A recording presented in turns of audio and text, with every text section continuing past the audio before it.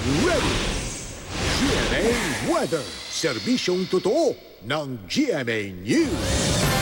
Mga kapuso, pumasok na ng Philippine Area of Responsibility o PAR ang bagyong binabantayan ng Pag-asa na pinangalanang Ompong. Huling namataan ang mata ng typhoon 1,400 kilometers dyan sa may silangan o east ng Tuguegarao City. May lakas ng hangin na itong nasa 160 kilometers per hour malapit sa gitna at bugsong umaabot naman ng 195 kilometers per hour. Inaasahang kikilos ito pakanluran sa bilis na 20 kilometers per hour.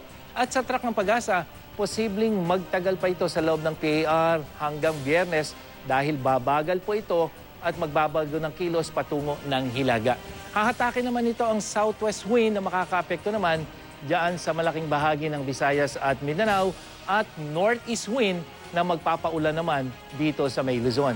Magdudulot din ito ng masungit na lagay ng dagat. Katunayan mga kapuso, nakataas ngayon ng gale warning ng Pag-asa diyan sa seaboards ng Northern Luzon. So yan yung western, northern at eastern at kasama na yung eastern seaboard ng Luzon. Posibleng umabot sa mahigit 4 na metro ang taas ng alon dyan. Kaya delikado po ang pumalaot para sa maliliit na sasakyang pandagat.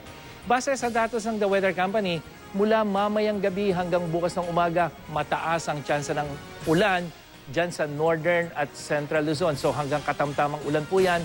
At bukas naman ang hapon, central at southern Luzon naman ang makararanas ng ulan. Maghapon ding magiging maulan dyan sa probinsya ng Palawan bukas. Pati na dito sa Metro Manila kung saan magiging makulimlim maghapon at mataas ang tsansa ng ulan. Umaga pa lamang yan hanggang gabi. Sa Visayas, asahan naman ang maagang katamtamang ulan dito sa may western section at sa hapon uulanin na rin ang central at eastern section. Zamboanga Peninsula naman ang makakaranas sa ulan. Umaga pa lamang yan dyan sa Mindanao at sa hapon asahan na ang ulan sa iba pang bahagi, lalong-lalo na dito sa may northern section hanggang dyan sa may rehiyon ng Caraga.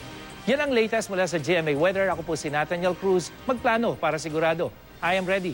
Serbisyong totoo ng GMA News.